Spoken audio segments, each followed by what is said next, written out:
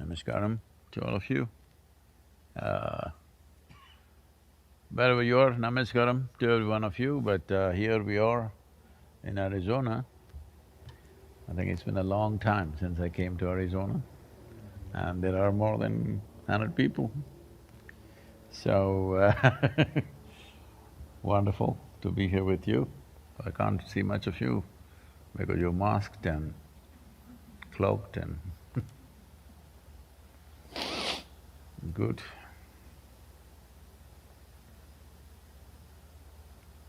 And it's more than 6 years since I came to Arizona, correct?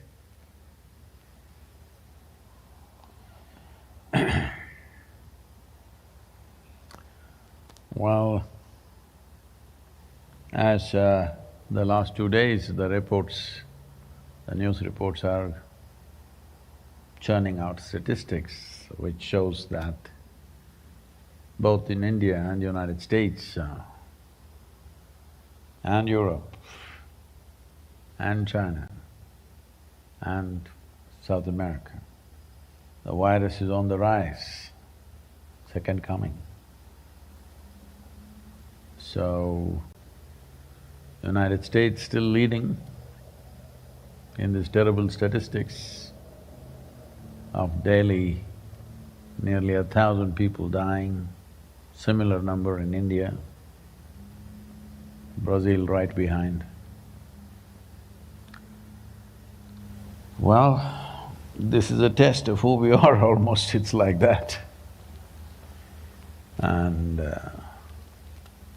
the second resurgence of virus is because people are just slackening up. How long to maintain social distance? Well, in the yogic culture, people went into sadhana periods of 12 years. You've heard of a solar cycle. 12-year sadhana. The virus is not demanding 12 years from you. It's not your 12 months either. I think it's very important at this stage that we don't further escalate this upon ourselves. Because if we want to bring back economic and social activity, individuals behaving responsibly becomes most vital. Otherwise, we will not be able to do it. Socially, economically, we'll be crippled if we individual people don't behave in a responsible manner. So, virus continues to dance on. But in India, Navratri has begun. This is a time of festivities, of music, dance, a bit muted, but still happening to some extent. At least in the yoga center, it's going on with full exuberance, but no crowds. Well, we may not be able to get together, but our enthusiasm and exuberance for life need not go down. It's important. So Navaratri is the time which is dedicated for the exuberance of the feminine dimension of our existence. When I say feminine,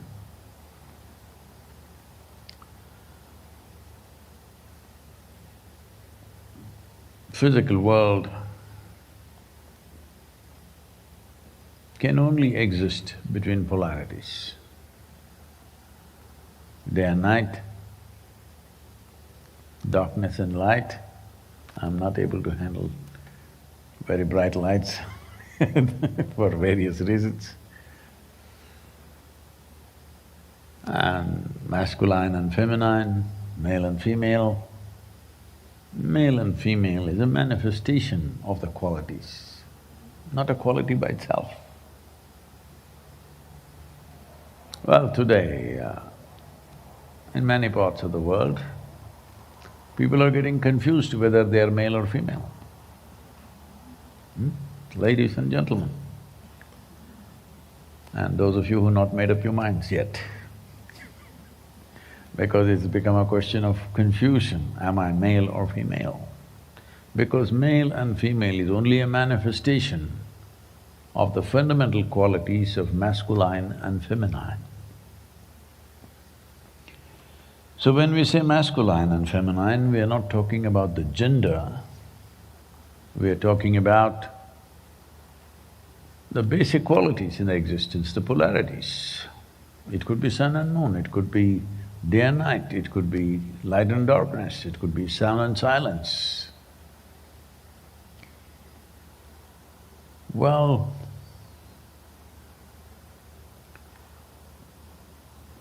what is what? Which is which? There could be confusions in people's minds.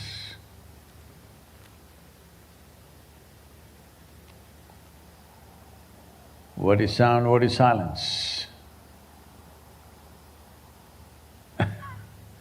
You will see, if you are intensely focused on something,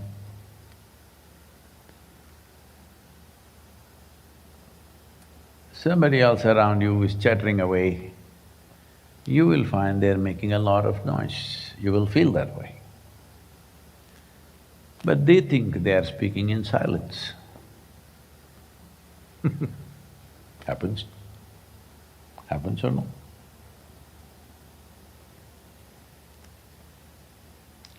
This happened.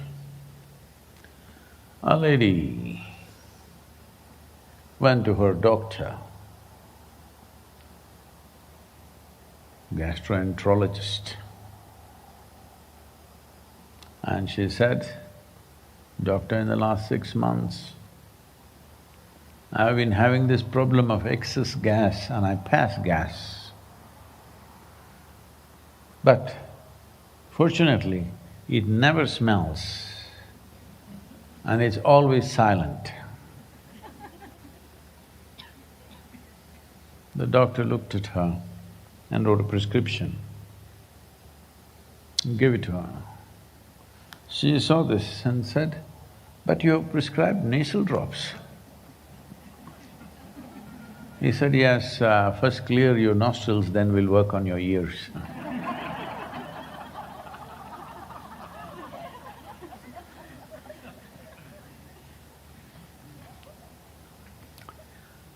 So, people could be confused about what is masculine and feminine too. When you're confused about what is silence, what is noise, what is light, what is darkness, because different levels of perception. Of course, somebody will be giving a commentary, why early morning Sadhguru is wearing glasses? Because because too much light. You think it's darkness, but too much light. What does it matter, sunlight or strobe lights? Light is light.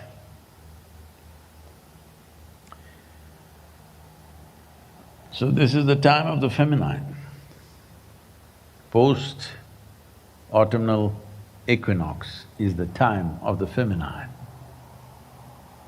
It matures towards December, where in southern India it is called Margali, where during the month of Margali, even the male members of the society will do those chores which normally done by the females in those societies. Men will come out and do rangoli. What do you call that? Most of you are not Tamil, I can see. Even, Kolam is very Tamil, rangoli, right? So men will go and do rangoli, they will do kirtan and walk on the street. This singing and making these geometric designs are normally a woman's forte, they do it well. If people are not conscious about this, If we want to do very angular geometric patterns, you will see always a masculine mind produces them very well. But if you want to do a little rounded geometry, you will see women will do it very effortlessly or the feminine will do more effortlessly.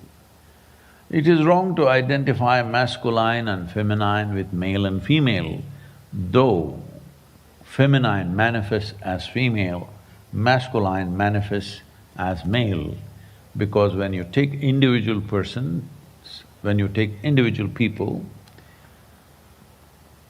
a male person could be very feminine. This does not mean he's effeminate. He may be very much a man, but feminine in his approach to life. You may be a female, but you may be very masculine in your approach to life.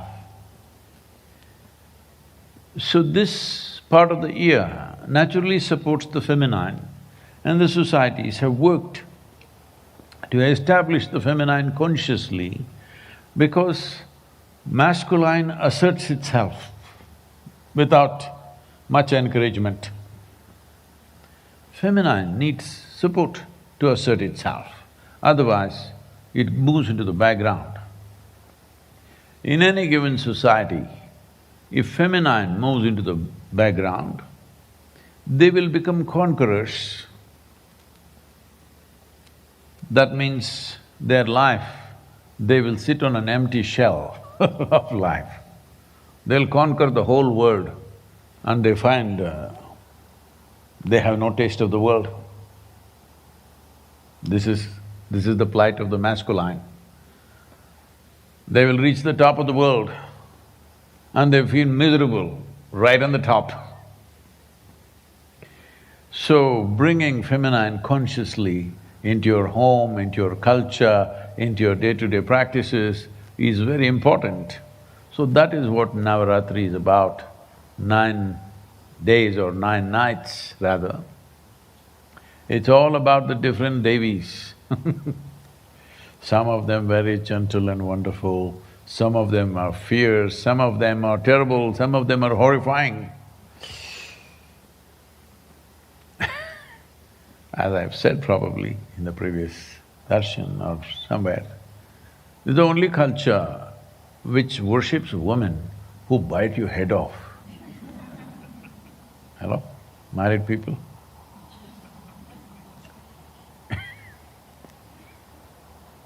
Because we didn't want to surrender.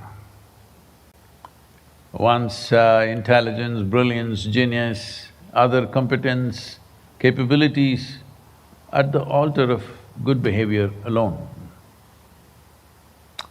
Because good behavior, you can train your pussycat at home. Even a cat, not a dog will be anyway good behavior. Even a cat you can train for good behavior, at least when you're around.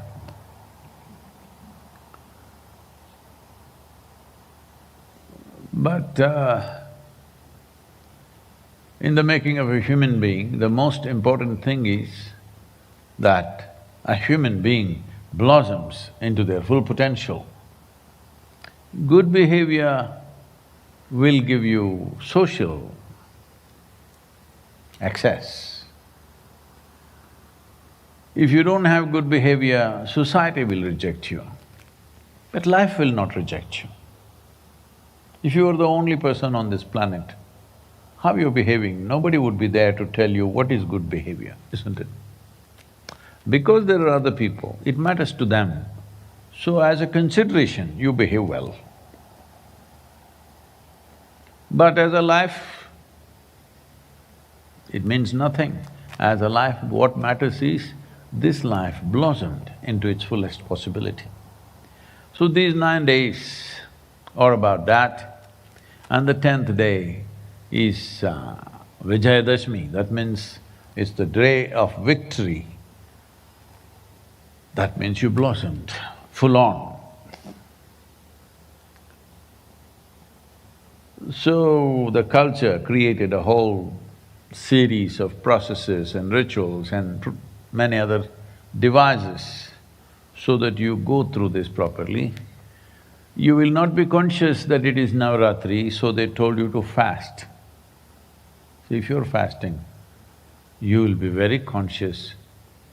1, 2, 3, 4, by the time you come to 9, super conscious, isn't it? Food in the stomach, you forgot what Ratri it is. So, to make you very conscious and also for a certain level of purification in the body, you're supposed to fast. But you're in America. Even if you're leaving the house at 4:30 in the morning, you have to, because they've told you, you must eat something. Otherwise, your protein will go down, your vitamin will go down, your minerals will go down, salts will go down, this will happen, that'll happen, that'll happen, that'll happen, okay?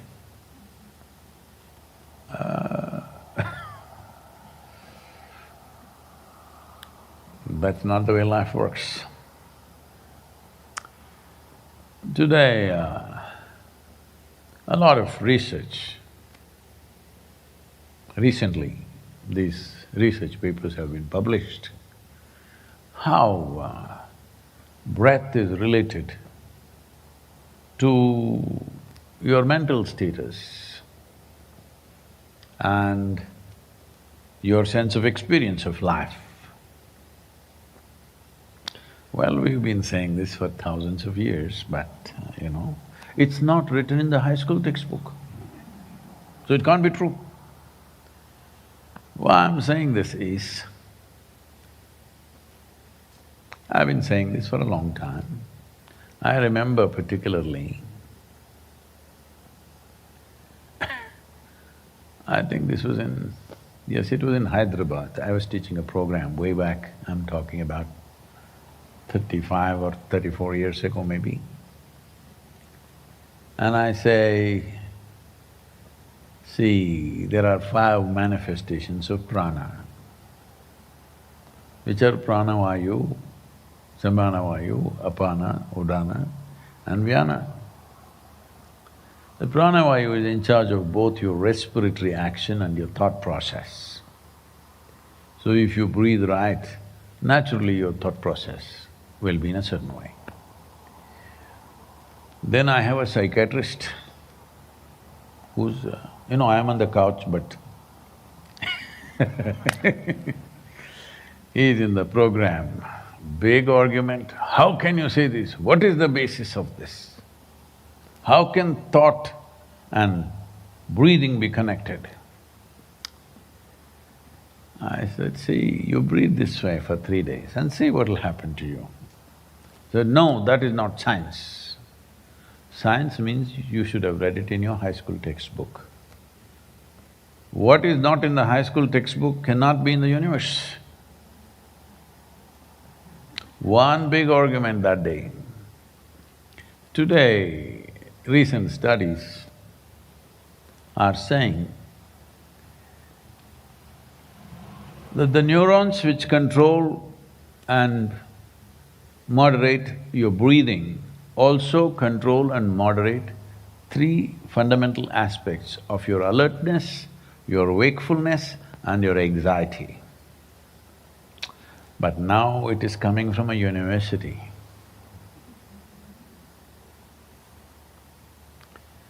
So, various emotions can be affected by breath.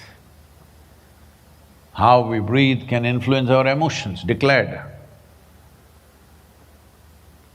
This is being declared by people who have no experience of such things, all right?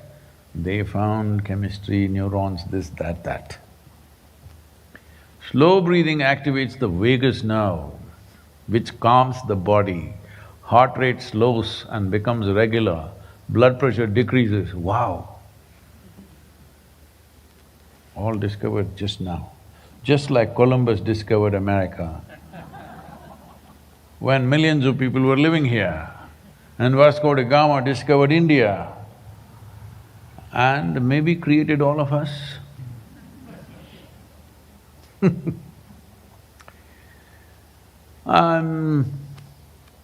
I'm speaking like this not because I have any problem with science, simply because of all those people who just read their high school textbook think they are scientists, and they've been badgering me for last 35 years, continuously especially in India. So I'm telling all those idiots. So science is coming as piecemeal, little by little, little by little. There is a holistic way, at least when it concerns this. I'm not going to talk about something else, I'm not going to talk about how the bacteria works because that's not my business. That is your business, to put it under the microscope and say what it does not do. What this does is my business, and I know how this works because I've been living in this for some time, you know. Hello? And the respiratory rhythm also controls some of the activity of the brain region involved in attention, wakefulness, anxiety. How we breathe can directly influence the brain. All this sarcasm from me is only directed to those textbook scientists, not the real ones. Those high school textbook scientists, this happened in UK. In London, there was a dinner in the Buckingham Palace. The Queen had invited the top people in the society for some dinner. So one high society lady came and settled down at her chair, which was designated for her. Next to her, she saw a little shabbily dressed man was simply sitting there quietly with his thick glasses. After some time, you know, she wanted to make conversation. One side was an army officer, she made enough conversation, but he had another young woman on the other side, so he rarely turned this side. So she had to converse with somebody, then she looked at this man is shabbily dressed, it looks like he's a nobody. So she asked, what do you do? He said, I study science. Oh, you study science? I finished that in my high school. So unfortunately, there are too many scientists like this who finished their science in high school and they're passing judgments on everything that we have known for thousands of years from very profound experience of life. Now United States Navy medical team is supposedly using this for the Navy SEALs to stay calm and composed in dangerous combat situations. I will tell you the process, don't do it, okay? So, exhale for 4 counts, hold for 4 counts, inhale for 4 counts, hold for 4 counts, that is one cycle, continue this. There will be no anxiety in a moment of danger in combat situations when people's breathing will go out of control sometimes. Well, we taught you a proper science of how to breathe like this. Shakti Chalana Kriya, or some of you doing this? No, you learned, but are you doing it, I'm saying? Because some of you think it's a qualification.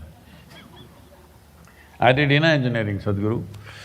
I'm inner engineering, but are you engineered? That's a question. Please don't do this 4 count business, it's a simplistic manifestation of what is a kriya. Well, if it's properly done, you can manage the very chemistry of what this is. This is the most sophisticated chemistry or chemical factory on the planet. The question is only, are you a great manager of this factory or are you a lousy manager? That's all there is. Why I'm speaking about this today is, in this pandemic, the virus pandemic going on, Now everybody is predicting there is going to be a mental health pandemic. And some people are going about predicting there is going to be a suicide pandemic. They're telling me already the number of suicides in the world have risen. I thought virus was supposed to kill us. Hello? No, we want to go ahead of the virus and do it to ourselves because our mental states are going out of control. Well, there are pressures for every one of us. Well, unfortunately, over 1 million people have lost their lives. Nearly 250,000 in United States. And many people have lost their dear ones. The worst thing is, they're not able to go and attend to those situations. Yes, there are pressures. People have lost their jobs, people have closed down their businesses, people have businesses where there are no customers. Many struggles are there. But still, we did all this because our life was precious, isn't it? We did all these things, we wanted money, we wanted comfort, we wanted this, that, everything, because we thought this is worthwhile. So just because some things don't work, you have no business to take your life, but when you get to extreme states of psychological conditions, then nobody can talk any sense into you. You will start working against yourself. Working against yourself initially functions as causing misery and anxiety and trouble to yourself. Because I'm saying this, a whole lot of people are justifying their anxieties, their depressions and their other things. They don't understand we are doing something wrong with ourselves, whatever that is, whether you're able to figure it right now or not. We're doing something wrong if something is going wrong from within, isn't it? Hello? If from outside you got this virus, this is a different matter. This is an external situation affecting us. From inside, if something is going wrong, should you not have this much sense that we are doing something wrong? Maybe it's not visible, maybe we are not able to figure it out what it is, but we are doing something wrong, that is the first step. Once you see this, then paying attention to variety of things will naturally come.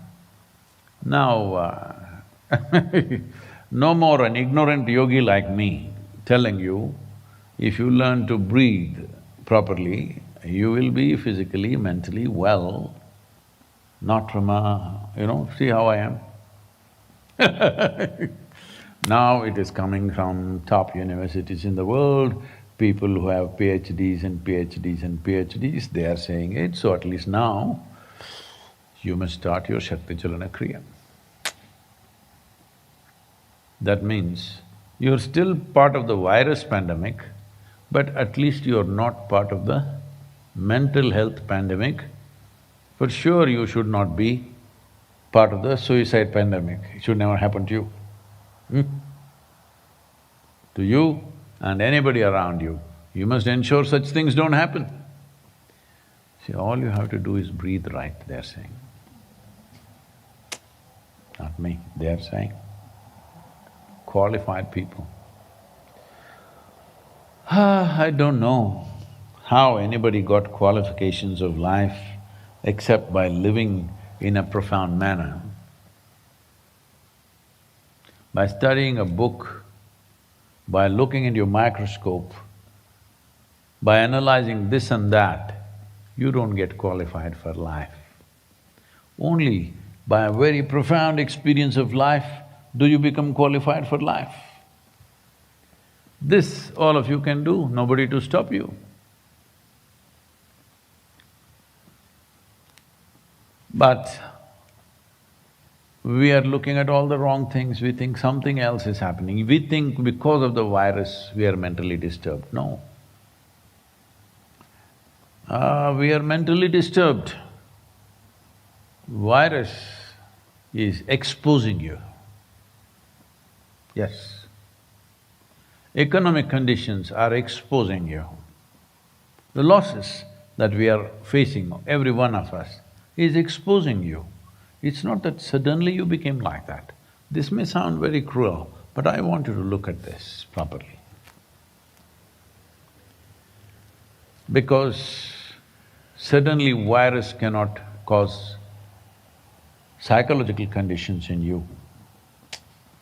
It needed some manure to flower, it is flowering now, unfortunately. So especially when we face hard times, all the more important that we remain balanced and focused on what matters to us, what really matters to us. I want you to understand the only thing that you have in your life is this life itself. Everything else is your imagination. Hello? The only real thing that you have is life. If you don't keep this well because something is not working, well, when we say economic conditions, yes, it's hard, not just for you, for everyone, including us. Isha Foundation is struggling because we have committed to various projects. We are committed to educate thousands of children, feed thousands of people, take care of their health, and there are river projects which we are committed to. But in the last few months, the revenue comes to zero. But we are still committed, so running around for the first time in my life, begging for money. So the difficulty is for everybody. The question is only how you handle it, that's all. That's all there is. Everything matters because we're alive, isn't it? Have you seen how dispassionate… because many of you are Indian and you've always been fascinated by this detachment theory. Unfortunately, everybody accuses Krishna of such a thing. Not him, he won't say such things. Have you ever seen a dead body? Hello? You've seen, right? How involved and engaged they were in their little things about life. But then, the person is dead, lies there, completely detached. You bring his favorite food, you show a lot of money, you show him a heap of gold. Hello? Completely detached.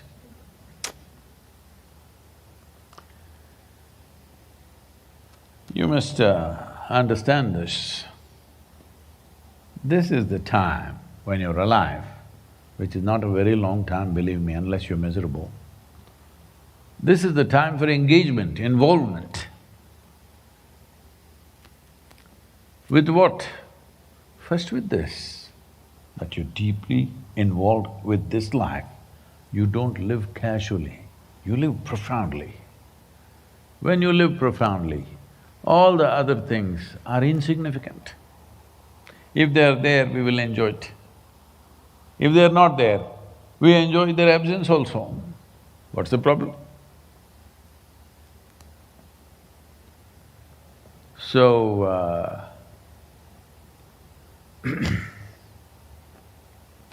do not mistake one thing for the other. The real thing is life, everything else secondary. Is that so? But if you think wrong things are chasing you, at that moment it looks like it's the end of the world. And that moment could lead to terrible mental anxieties and unfortunately, in some cases, suicide. This happened. Shankaran Pillai was driving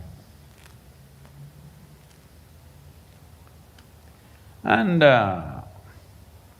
he was not little conscious about the speedometer, so he's like lazily pushed the throttle and he was speeding. So police officer started chasing him. Then Shankaran Pillai drove faster and faster and faster. They went through a big chase. You've seen some of these real-life chases on the television. Like that, he went through all kinds of things and then he hit a pavement and stopped. The police officer came with his gun in his hand and everything. Then he looked at him and he said, what are you doing? What's your crime? Why are you going away like this? I followed you because your one of the tail lights were not working. I want to just tell you, why did you drive like this? Shankaran Pillai said, oh my God, shouldn't you have told me before? Just a fortnight ago, my wife ran away with a cop. I thought you were chasing me to return my wife to me.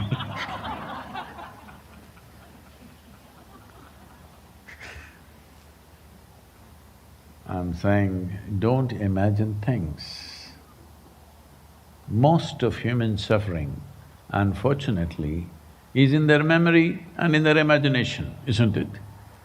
What happened yesterday, oh, poke yourself with that. A dead yesterday can poke you so hard means you have a serious problem. Very simple problem, but a serious problem because you don't understand how simple it is. And worse, things you're yet to happen, you imagine that this will happen, that will happen and poke yourself with that. That is like this Shankaran Pillai imagining the cop is coming to return something that he doesn't want. Don't do this to yourself.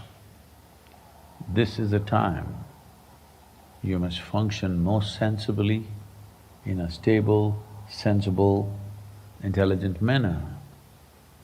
All you have to do is hunker down, make yourself into a better human being. Because there's less to do. No society, no party, no something. All you have to do is sit down, meditate, look at yourself, keep yourself physically well, mentally well. Virus will dance for some time. By the time its dance is over, you must be ready for the big dance, isn't it? But if you're already beaten without doing anything, what is the point of that? Because I have nothing to do, I will beat myself. What is this? If you have nothing to do, you must become stronger and better, isn't it? Hello? So, it's extremely important as individual human beings, as societies, as nations, that we must take a vow that we will not allow a mental pandemic to happen to us. Hello? Well, the virus pandemic is happening, that is also in our hands, because statistics say it's 10% of the people who are giving it to 90% of the infected people right now. Those 10%, if we made them behave little more responsibly, there would be no pandemic. Still there is a virus, but it need not be a pandemic. It's a pandemic because this 10% of the people, they have no sense. Are you that 10% I'm looking? Hello? Are you the 10%? No, you should not be. That's a shame that human beings do not know how to function consciously. Let's make this happen, that in your life, For yourself as a person, your family, your friends and people around you, there should be no mental pandemic. Tell them all you have to do is learn to breathe properly within your mask.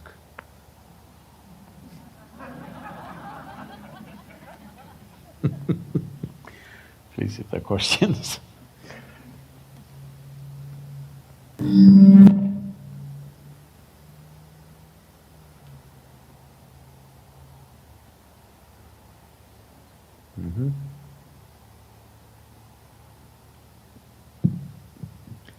Pranam Sadhguru. I heard that one day someone sat for 10 hours in Dhyanlinga without moving, and some people got worried about it. Why would they worry? Can someone attain Mahasamadhi sitting Dhyanlinga? Oh.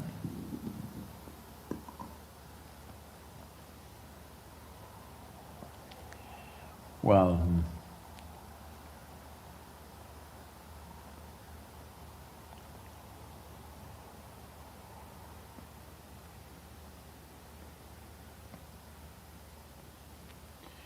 in some moments I have said this, but because these videos have gone out, now everybody may know about this. At some moments I have said, if you make this mistake of sitting with me for one moment really, then this is the last cycle of life for you. What this means is,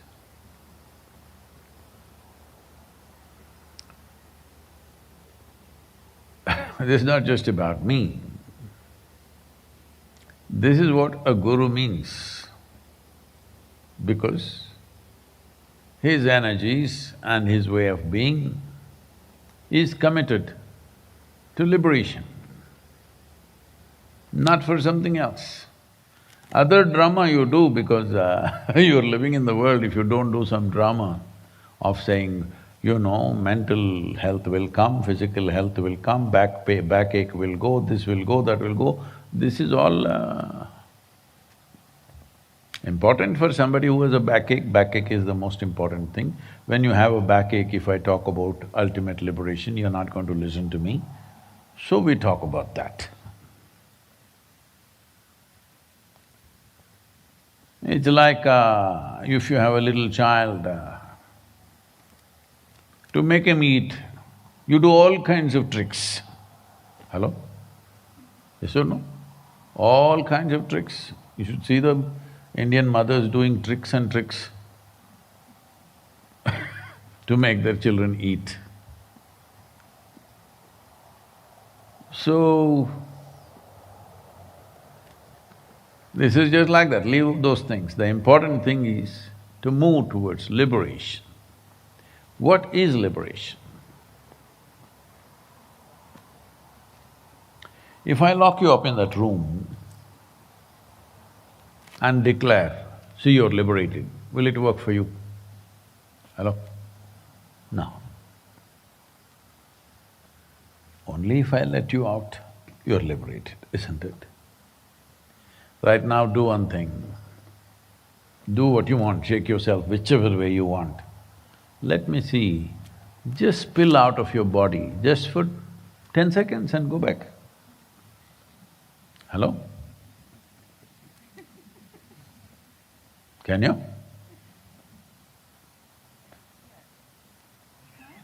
What? Are you in the suicide pandemic list? Without damaging the body, just go out and come back. See, freedom means what? I may live in that room, but when I want, I may lock it from inside. But when I want, I can open the door, go out and come back. This is freedom. You're a free person. You're locked in that room, it doesn't matter from inside or outside, but you cannot open it. Is that freedom? Hello? No. So, any physical boundary is like this.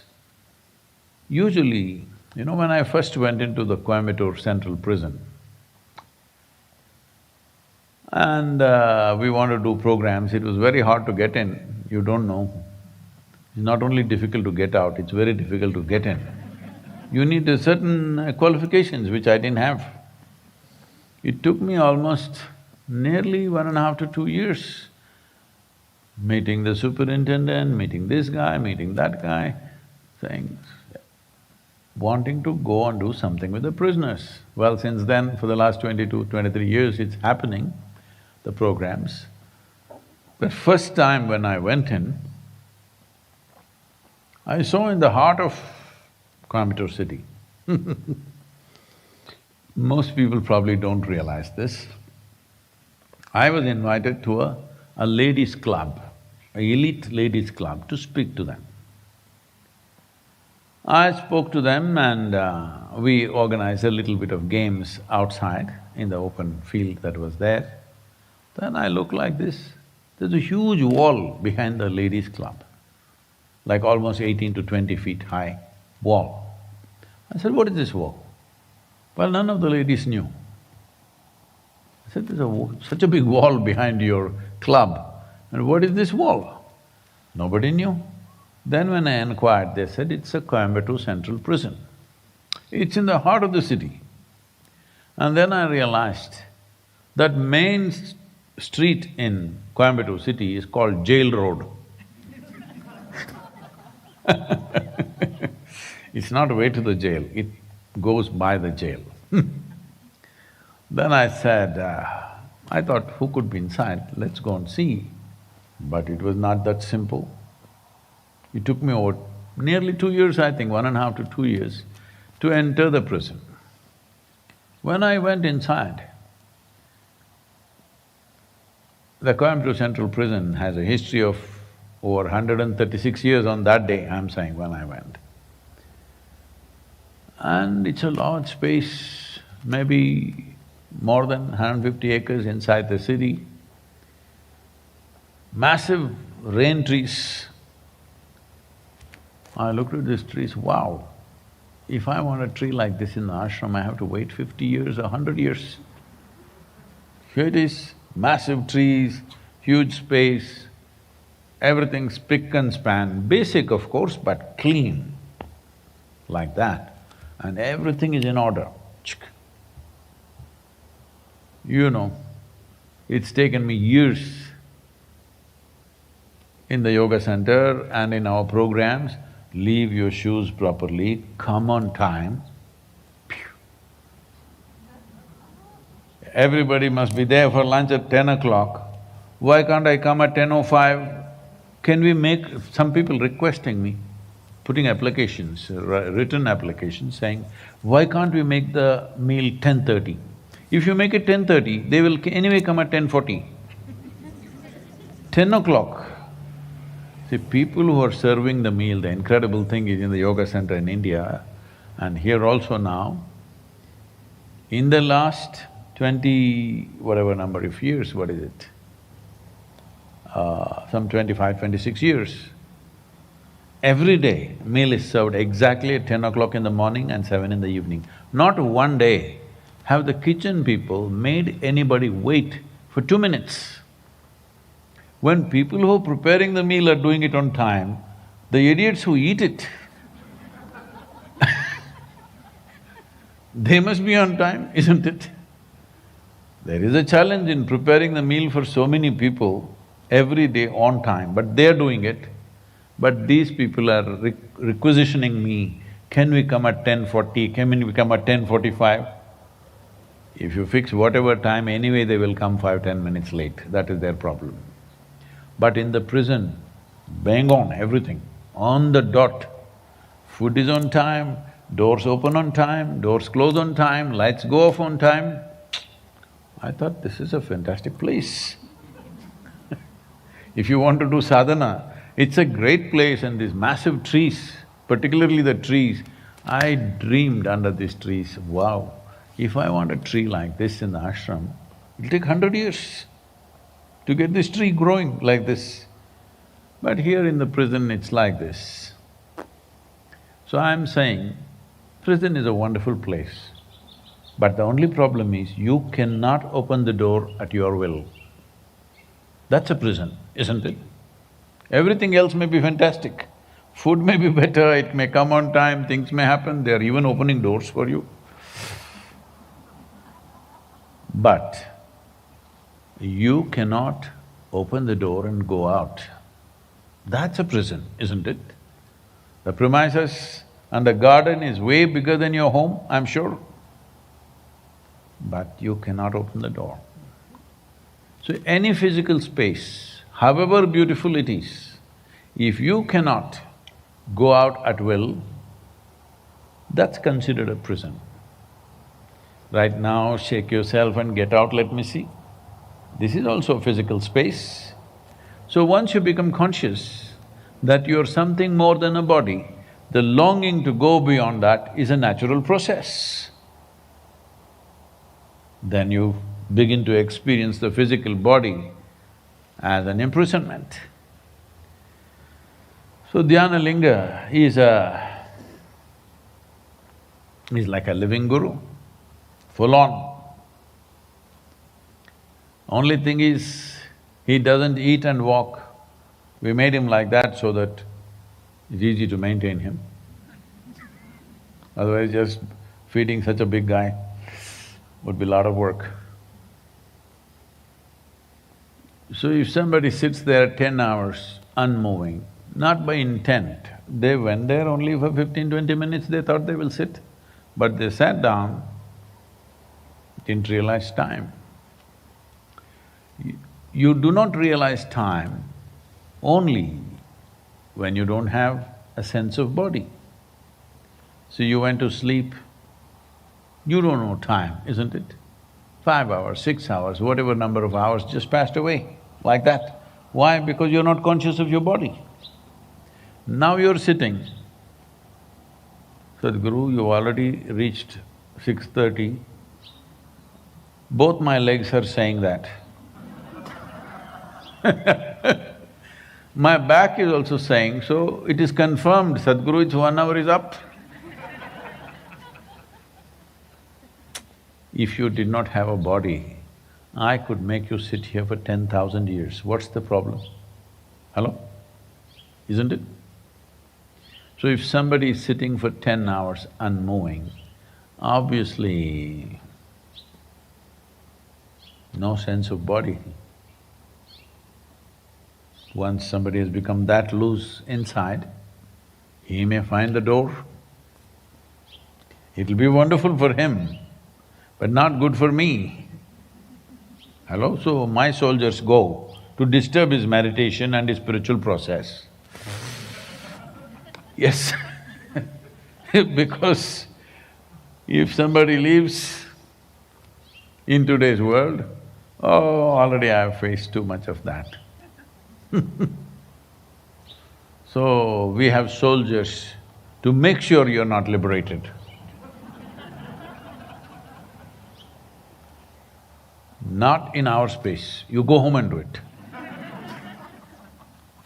Because we are living in a society where there is no regard or respect for profound dimensions of life. It's all about eating and living in those silly prescribed ways.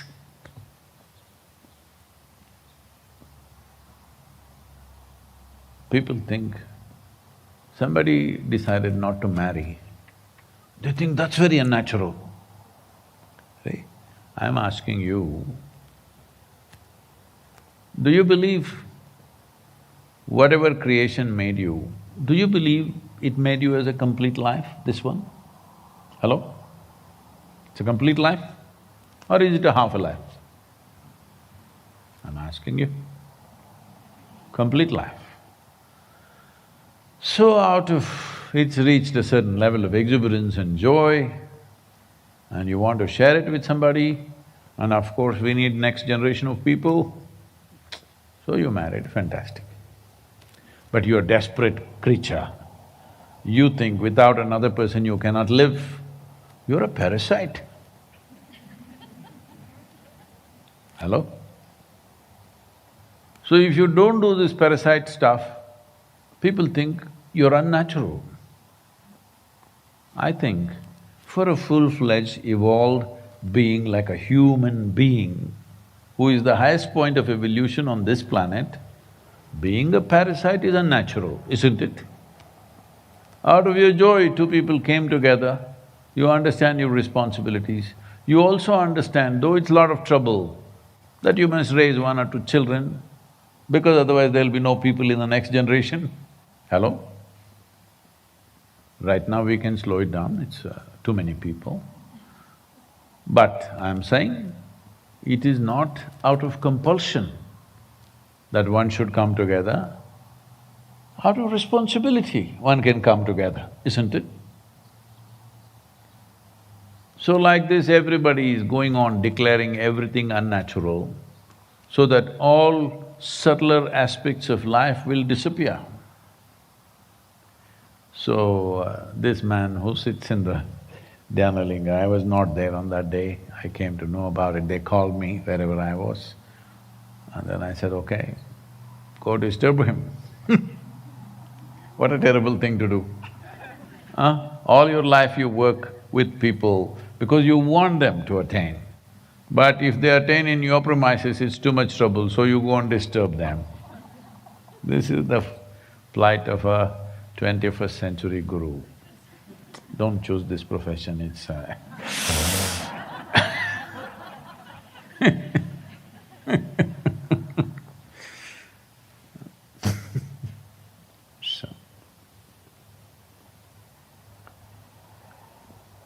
Yoga yoga yogeshwaraya bhuta bhuta bhuteshwaraya kala kala kaleshwaraya Shiva Shiva Sarveshwaraya Shambho Shambho Mahadevaya.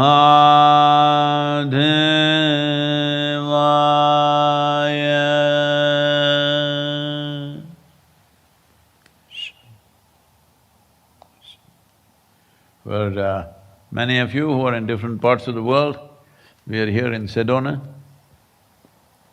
a very aesthetically beautiful place with grand mountains all around, many other claims. A wonderful place that everybody should see, wherever you are.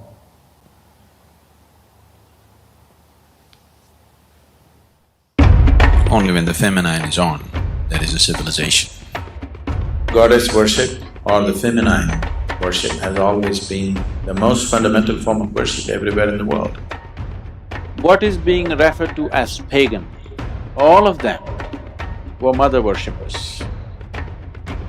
People who were involved in goddess worship had mastery over occult sciences. India is one culture which is still retained. Every village always has a Devi temple. And this is a culture where you were given the freedom to create your own goddess. All kinds of weird images, Rakini, Dakini, Chinnamasti, Kali.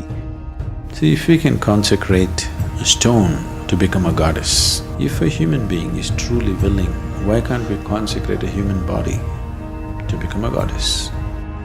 You very much can.